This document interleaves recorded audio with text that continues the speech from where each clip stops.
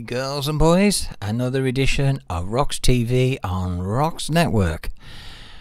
We've got an exclusive interview and a review coming up for you in this special edition.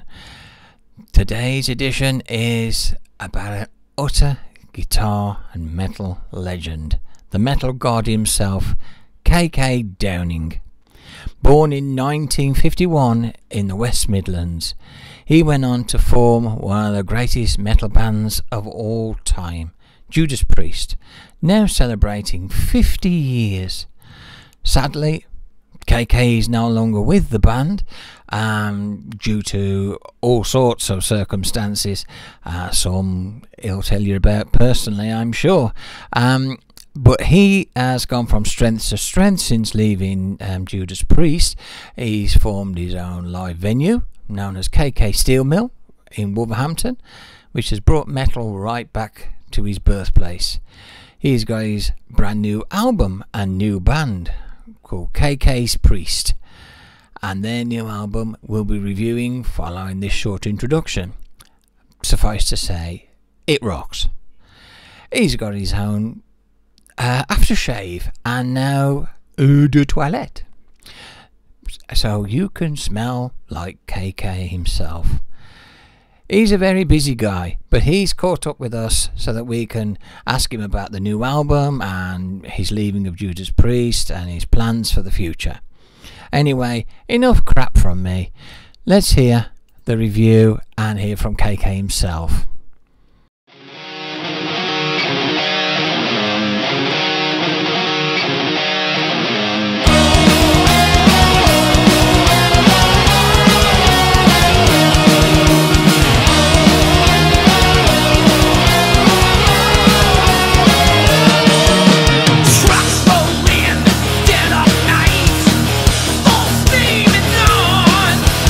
We'll be ready at first light.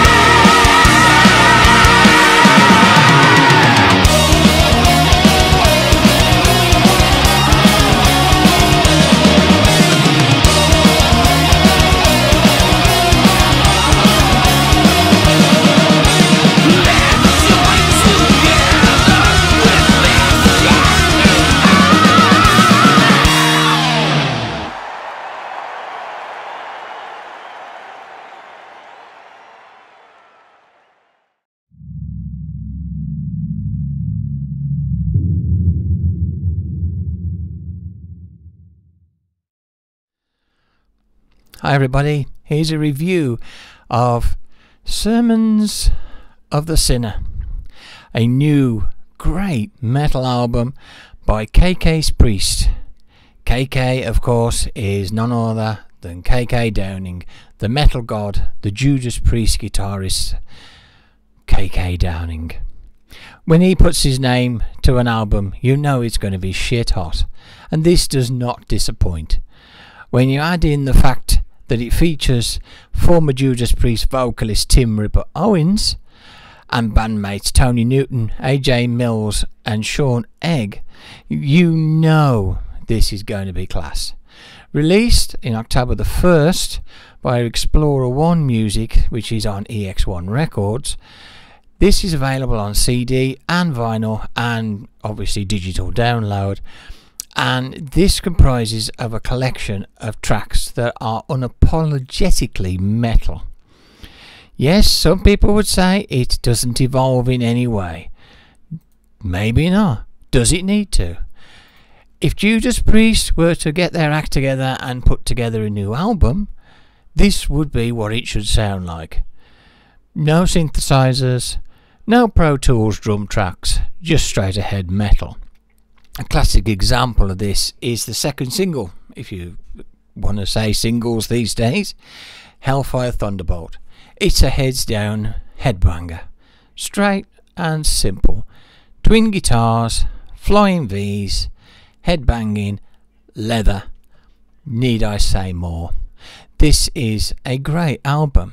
Something that will add to KK's long and illustrious legacy. We do hope that this band stick around and do a follow-up album and another one, because we can't wait to hear how this band evolves. One concern we do have here at ROX is that Tim Owens is spreading himself maybe a little too thin with several projects on the go at once, and we do worry how much time and dedication he can give to KK's Priest, but that remains to be seen. Even if he decides he can't continue, I have no doubt that KK will find just as good a vocalist somewhere else.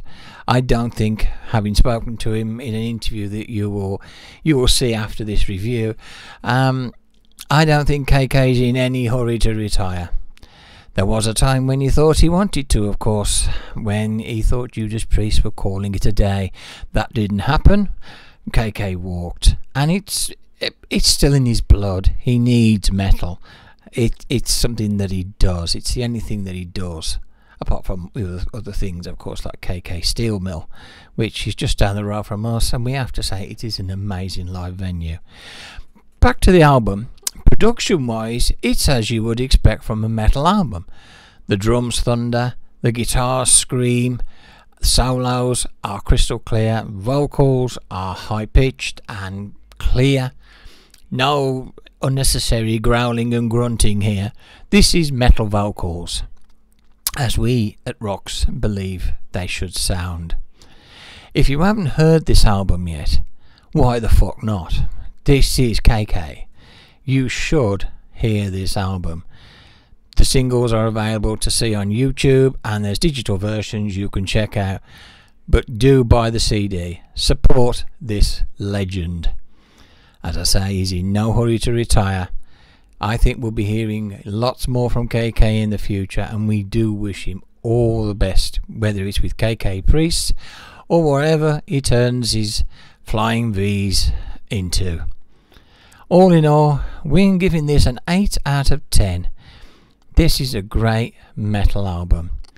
Judas Priest, if you have seen this video, you know what you now need to do. Can you top this?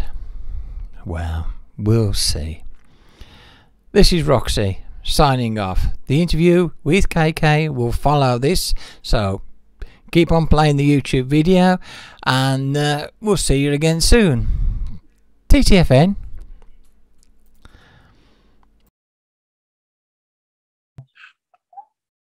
You mind if I record this to put on the show? No. Oh, fantastic. That's what we normally do. That's brilliant. Because if I don't anyway, I'll never remember what I talked to you about. So it's an online radio thing. Yeah, we do ROX Radio and we do ROX TV on YouTube and Instagram, but we also do a blog, and it just seems to be snowballing all different things now. So, but it's really good to talk to you, KK. Thank you so much for taking the time. It's a pleasure. It's a pleasure. I've got to say, you're looking very well.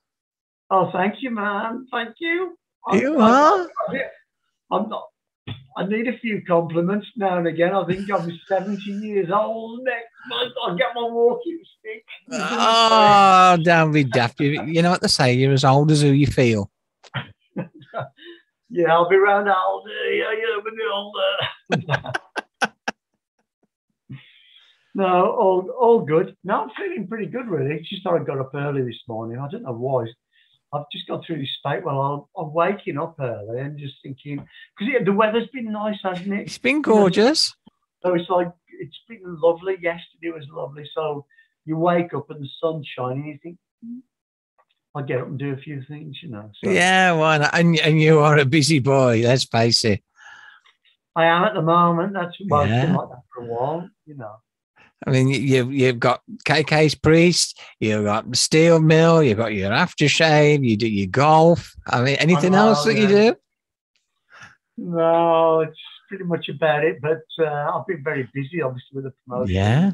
Obviously, I haven't really stopped, you know, Carrie, since Christmas 2019, it's been all go. So, and it's still going, which is good because the album was just released last week. So, thank God. What an album. It's been like a long pregnancy, you know, because of the pandemic mainly. You know. Yeah, yeah. Were the seeds of this there? Because I was there with a friend when you did at the steel mill, where there was Dave Ellefson and Ripper Owens was there, and you all got together on stage. Was it like your way of testing the water? Well, I got kind of roped into it, you know, and I did with Ross the Boss at Bloodstock, because they asked me to go to Bloodstock and receive an award, an induction into the Heavy Metal Hall of Fame. And that was supposed to happen there. And then I said, oh, okay, you know, because it's not that far, is it really, to Bloodstock from here? Uh-huh. And I was talking to that, and then they took me into, well, would you play a couple of songs if you're going to get on the stage? I said, I'm not that guy, you know, with the ginger hair. I can't just go up there with a ukulele and bang out a couple of songs. And so they said, well, how about we put you with Ross the Boss? And I'm thinking, well, you know, okay. I suppose I'm a bit soft, really. And the same thing happened with Dave, because he was, I'd known Dave. Obviously, we've done gazillions of tours with Megadeth over the years, you know, around the world. I'm coming to play the steel mill. Can you jump up and play a couple of songs? I'm thinking, oh, God, how can I get out of this? It's hard for me, isn't it, really, being the ambassador of the place, you know? Yeah. So I agreed to do that. And, of course, you know, it's always the way. You give people an inch and they want a yard, don't they, you know? So that's what happened. So it snowballed and snowballed. And I'm thinking, oh, geez, I'm going to be a month in rehearsals for this, you know? But, yeah, so I did that. And I think that, you know, it wasn't that really, Carrie. It was just, you know, the continually being shut out of Judas Priest, you know what I mean? Because there was opportunities for me to step back, and they kept going no, and setting their lawyers on me and annoying me, and you know, and I'm thinking, oh, you know, like I say, you know, time's moving on. I can do this. Well, I didn't really know if you know, I thought I'll sit down Christmas, because I just close shop at Christmas. I don't know about you, but like, I'm not a family man. I don't have kids, and I've only got my mom, you know, my sister, and at Christmas to me, you either like spring clean the house or write an album. So I thought I'll write an album, you know, and it happened quickly and efficiently, and I did get excited about it, you know, the fact that it was coming to me really quite easily. And I'm thinking what I'm hearing here is probably better than I expected to hear, really, to be honest. And so I just went with it, and I thought this can happen very, very quickly. So I got the record deal, the management, called the guys in the band. Everybody went thumbs up, and I'm thinking, okay, this is a goer. So we're going to try and deliver the album by the end of that April, and we're on course to do it. But the pandemic just got in the way and slowed everything down, you know, which was a pain in the arse. But I am planning to go, I think, to see Schenker and Doro on the 30th. Oh, yeah. So, I don't know if you're around, but if you are, just say hello. Of course, yeah, we'll do. If you get a chance. Can always put you on your name down if you just let me know. Just oh, that would be great. Yeah, Schenker is one of my guitar idols. I mean, I grew up listening to yourself, Judas Priest, and Schenker, and you know, and all the guys from the 70s rock bands, and that's how I cut my teeth on guitar. So that whole, I don't know if it's the Flying V or what. Well, it's just the fact that, you know, I mean, as I say, time moves on. You never know. Sometimes they come in right there, and should be really good. It'd be good for me to see those guys again anyway, you know. I mean, I forget which album it was. We toured with Warlock opening up for us. God, that's going back. On that big album. It was in the early 80s sometime, wasn't it? In Germany. That was a successful tour. And yeah, and obviously myself and Michael would go back away. So be good to see those guys again. Yeah, might you tread the boards with them? Don't even go there. You know, don't. I'll go. Oh, okay, you almost played Breaking the Law with us. No. I'm not there for that. You know. No, I know, but you never know if there happens to be a Flying V vacant. No, we'll have to see. But she's welcome to join us when we get out there and come up. So you're doing some live dates then with KK Priest? Yeah, we're definitely going to be doing live. Oh, ace! Absolutely, no doubt. You know, it's not just a studio band. You know, I mean, we're there. We've been offered. In fact, we were offered a great tour. Can't tell you too much about it, really. If anything. Last year and this year, but it got cancelled, which is a big shame, really. Yeah. Which was a support slot in arenas that got cancelled, which is a big shame. But we'll get picked up. So we've been offered some dates in Japan, Brazil, Spain, Ukraine, different places. But we've got to put it all together to make it work. It's, you know, it's too spasmodic. It's all over the place at the moment. So, but as soon as we get offered something, we can go out there and play, you know, pretty much night after night. We'll be out there. Oh, great stuff. It was so good to see you back on a stage again. And I'm sure the guys at Judas Priest thinking, fuck me, this is our loss. Well, I know, you can't say. I know. How can you actually invite people into your band, you know, back in the early 70s, and along the way they leave the band to 12, 14 years like Rob. Glenn left for 6 years to do 2 albums. And Ian, bless him, but he was the bass player, you know, he was never a songwriter. So how can any one of them deny me back in the band to play my songs, you know? Don't know, I guess there's not such a thing as forgive and forget. I thought that was in the Bible, wasn't it? But anyway. Something along that, but then there's also eye for an eye. Yeah, because the thing is, in 2010, we were all going to retire. We were all going to end the band. We were all going to end the band. At the time, it was like, this could be the last tour. And no, it was going to be the last tour. Yeah. All of the press releases, we came up with the name, the epitaph tour, the ending of the band. I've got all of the press releases that we're going to release to the press about the end of the band. The end? Mm-hmm. You know, but I just opted out of the last tour because I didn't think I was going to enjoy it, not unless things changed. And I'm thinking, right, if they don't change, I deserve the right to enjoy the last tour of my career in this band. And if I feel I'm not going to enjoy playing for the fans, I'm not going to do it. No. But Why should you? Little did I know they were going to carry on for 10 years. Well, they're limping along. Let's put it that way. Well, like I say, well, you know, I mean, I know that they've done a lot of success, but the band name is a big band name, isn't it? Really, it's bigger than any individual entity. You know, I think that's proved that. But anyway, like I say, very sad to hear about Richie, what happened. You know, but we wish him absolutely. We wish him the best recovery. You know, in the world. But like I say, it's all different now. As successful as it might be, it's not. To me, it's not the Judas Priest, obviously. No. When I was in the band, so I'm thinking I'll go and do this with the ingredients that I'm accustomed to, and just get on with it. Really, the way that you interact in KK Priest, though, you have that same vibe. You know, if you close your eyes, it could be you and Glenn dueling again on guitars. You have, it's obvious that it's still there within you to do that twin guitar thing.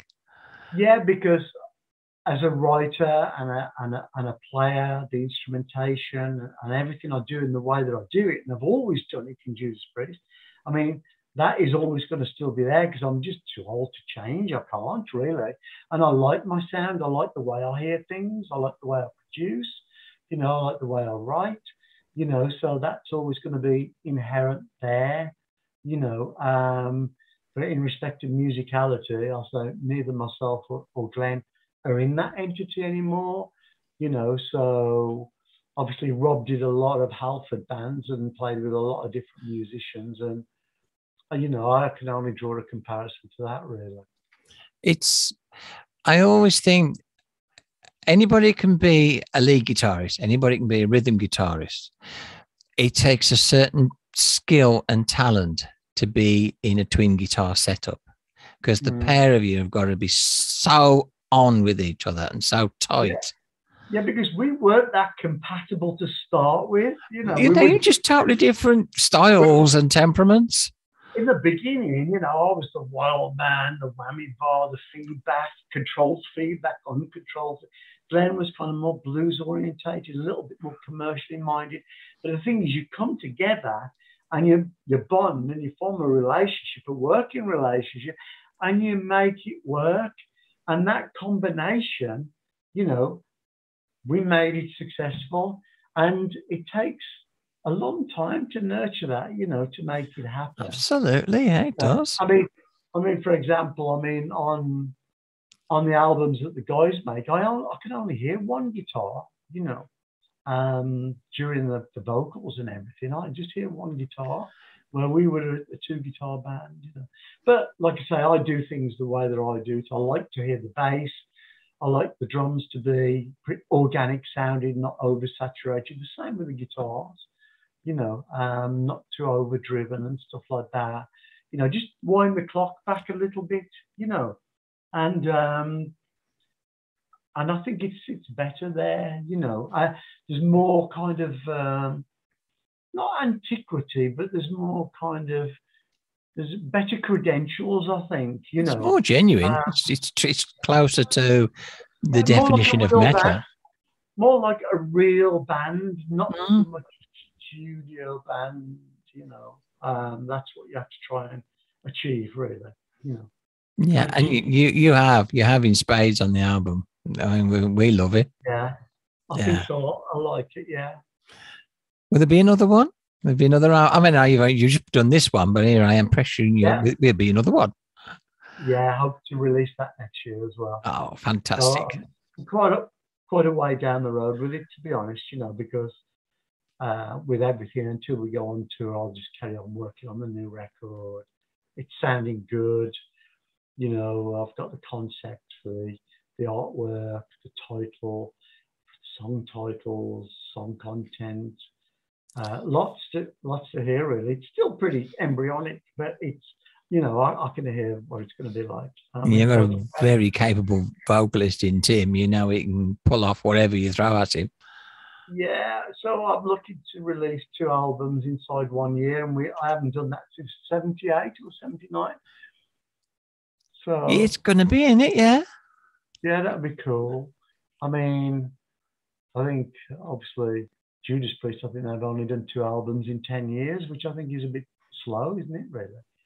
They've Um, sort of gone if, down the tribute to themselves route. yeah, if you're excited about your band and excited about your music, you want to be more prolific than that. I think really, you'd be excited to, like I am, to get the songs out because there's lots of more things that I want to write about. So I always like to. I get excited about, like on this album, everything's got a connection to me with the audience. Every song, in my mind, there's a connection with metal and everything. There's an interpretation for all of the meanings, all the sentiments, all of the emotions, all of the celebration, all of the rejoicement about the music and where we've come from.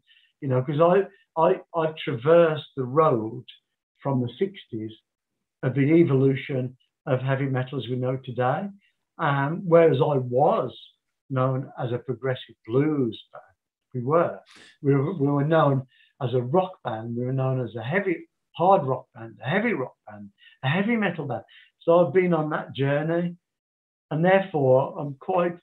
When you hear songs like if it's Wild and Free or Raise Your Fists or Brothers of the Road, that'll slot in somewhere along the way, just like Heading Out to the Highway or Leaving After Midnight or Another Thing Coming, in that type of, Fists up, heavy metal. Exactly, parking lot songs, heavy metal parking lot songs, Oh, and other stuff will be a little bit more kind of deep and meaningful, whether it's Beyond the Realms of Death or Blood Red Skies or One Shot at Glory, whatever it might be, But I've been on that road through that decade of 50 years of the evolution. So if people say to me, what's heavy metal to you? I'm saying heavy metal to me is the 60s, the 70s, the 80s, the 90s, Yeah, it's never stopped. Because I was that guy playing the same music really since the 60s. It's just people didn't know how to identify it because there wasn't a name for it, And so when they used to book us into a club or a pub or something like that, the guys would say, well, what sort of music do they play? And people go, progressive blues, or something like that, because that's all there was. In 1968, there wasn't such a thing really as rock music. There was rock and roll. Do you know what I mean? Rock bands came around about 1970 with Led Zeppelin and that,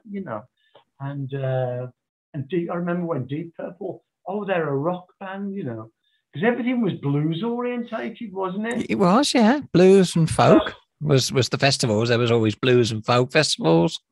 Yeah. So I was always listening out for this bit of music here and there and everywhere that I thought was different to blues because I loved blues and I was a fan of blues, but I didn't want to be a blues player, because the great Jimi Hendrix and different bands had created some music that I thought I liked better. And that was more riff orientated, like the Kinks, You Really Got Me, or Jimi Hendrix, Purple Haze, or Foxy Lady, even Waltzing by the Trogs, sounded heavy as fuck, Because when I was attracted in 1965 to You Really Got Me, I'm thinking, why do I like this song? These guys are a pop band. And then when I saw Van Halen playing it, supporting Sabbath at Birmingham Odeon in '78, I'm thinking that's why I like that song back in 1965. Because if it's rock, hard rock, heavy rock, or heavy metal, it's not a pop song and it's not blues. No, it's the same riffs. It's just that over the years, the gear has gone with us. And as the gears got better and got louder, we've got better and louder, but it's the same riffs. It's the same, yeah. So, but it's been a wonderful life and a wonderful journey, and I'm very lucky to be able to still be doing this, really. very lucky, and so well blessed. Really, I'm still on the journey. I guess And I was the guy that really had enough of just playing the game, and I just decided that I need to crack the whip here. I need more of a voice than that. I good for deserve you. more respect. I need to crack the whip here and say, guys, we need a shake up here. We're just becoming a bit lethargic and lazy, and we need to book our ideas up, especially if we're going to go out there and and end our career.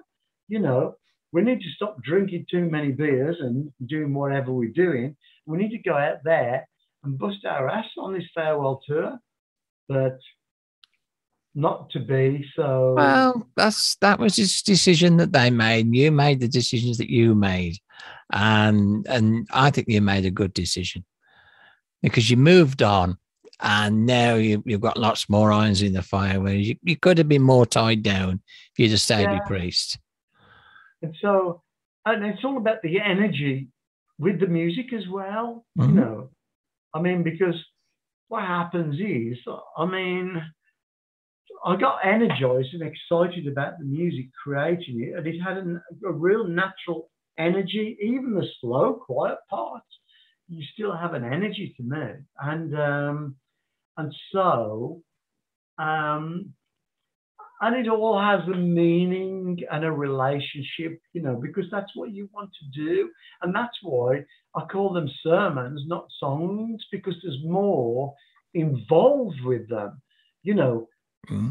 emotionally and everything from me, you know, and um, and also it's it's basically a good talk, even though they're in songs, about a lot of issues, um, are surrounding the awareness and everything, because us dinosaurs, obviously, and there's a lot of us still, thankfully, but we're losing a lot of guys and people along the way, and it will just increase, and at some point we'll fall off the edge of the planet, and we just don't want to become a page in a history book where people read about us.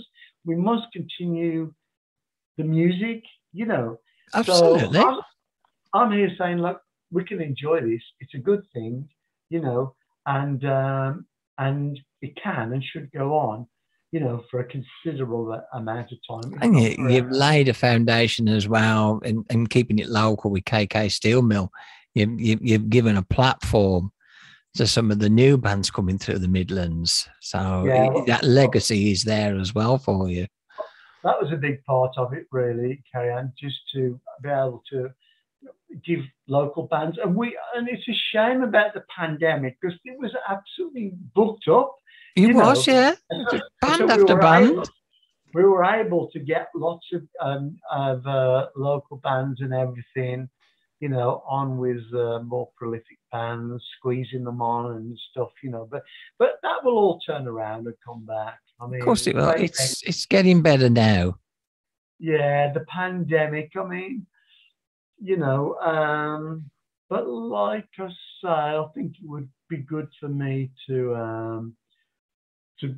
yeah, another good reason for me coming to the concert and be seen around and hopefully give people a little bit more kind of confidence to and reassurance.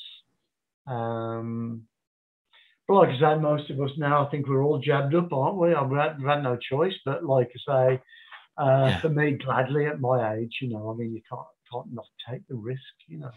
Well, you might Uh, as well have it, and it was there. So we've all done as we've told, and touch wood, things seem to be gradually working out. yeah, yeah. So Um, we're onward and upwards. yeah, absolutely. And you're definitely going upwards still, KK. I certainly hope that that's the case. It's done well, actually. The record is It's been done very well. it's done very well, around the world. Before you are speaking to you, just I was speaking to a couple of people on, and after you in Brazil and South America, and it's all pretty exciting, really. And Yeah, and just need to get out there on tour now. It's going to happen. Of course it is. We wish you all the best. I'll have to have a residency at the steel mill, you know, twice a week. Why not? Why not? It's your own place. You can do what you want. Yeah, Judas Priest, you know, residency for the rest of the year, you know, with special guests. With special guests, but it's your show. Anything could happen. Who knows? Anything can happen these days in this wild and crazy world. Whatever happens, don't say it might come to that, but it won't. Thank you so much, KK, for the time. And thank you very much, Carrie. I hope to see you in person soon at KK's. Sorry for the Mancunian. That was a bit of a slip up. No. It's quite big. It's fine. Well, you know, I mean, if you're from Birmingham, I've been right onto that. But as you know, we have so many different dialects, don't we? Albury's different to Carter's Green, and Carter's Green's different to Dudley Port. You know, the Black Country, we only have to go about a mile and a half, and it changes a bit, doesn't it? Oh, yeah. I mean, my husband, John, he's from Dudley. So he's really broad. You know, it's proper Black Country, you know. Yeah. And sometimes when we have people come round or they talk to John on the phone for ROX, that sometimes need a translator. Yeah. They just don't get his humour at all. and sometimes, you know, I don't know about you, because I was born in West Bromwich and I grew up, you know, in West Bromwich and Walsall, lived in Walsall. But you know, it's funny about the Black Country. There was towns that I never ever got to go to. I could never find them. You know, like Blackheath and Whiteheath and Rowley Regis and Tipton even. Do you know what I mean? Because they were just the track. We always the A41. You went up and down that. Really, I did. You know, because you know, from Birmingham to Handsworth to West Bromwich to Hilltop, Wednesbury, Dudley Port, Dudley. That was kind of up and down the main road, you know. Very rare you went. And the only reason I ever went to Netherton, because I went to bike through the Netherton Tunnel just for a loon with my mates on the bike, you know. Yeah. It's about 2 miles long, isn't it, that thing, you know. That was the only reason I ever found Netherton. Otherwise, I'd have never known where it was. But you hear about them all the time, don't you? Yeah, Netherton's now got a claim to fame.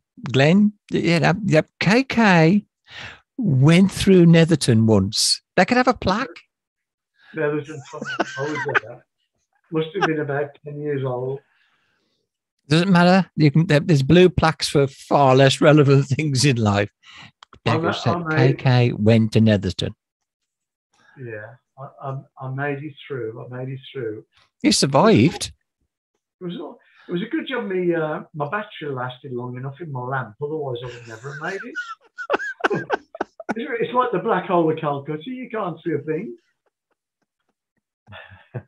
But anyway, I'm sure Netherton's famous for more things than just a tour, but I don't know. I'm struggling to think of anything, but there must be. Chains, isn't it? Chains, Netherton. Netherton, yeah. Chains. Yeah. Bilson was as well. Lots of Black Country chain making, wasn't it? Because we was doing all that sort of stuff remember when we did Hammer Metal? We was doing the rounds on that, doing reviews of Hammer Metal back then. So we was going around all these little places like Wednesbury and it's fascinating because you think, oh shit, I didn't know that was mid there. Yeah. Well, there's still some great pubs left, a few here and there, you know. But, that's one thing we were good at is brewing beer, that's for sure. Oh, still are, yeah. Yeah. Thanks a lot, KK, for the time. It's been fantastic talking to you. Yeah, good luck with the show and everything. Thanks very much. And please give my very, very best to all of the listeners and will do for being on this wonderful musical journey with us, you know. And our listeners, thank you for taking us on that journey and continuing to take us on that journey. Yeah. Like I say, it seems it was a long time since playing those early gigs, but when all the pubs, the halfway house, Oh, yeah. was a gig, and obviously JB's. Lots of people might remember JB's when it when it was at the cricket club. Was it cricket or rugby? You know, lots of people might not remember. My husband was a bouncer at the JB's. Was he? Yeah, yeah. All those years ago. I don't know. Oh, so there's been some great venues. I know I played there in 71, 72. Got some photographs going back all of those years ago. JB, West Bromwich Town Hall. Oh yeah. Yeah, happy days. Happy days. We'll be what? Keep it low, okay.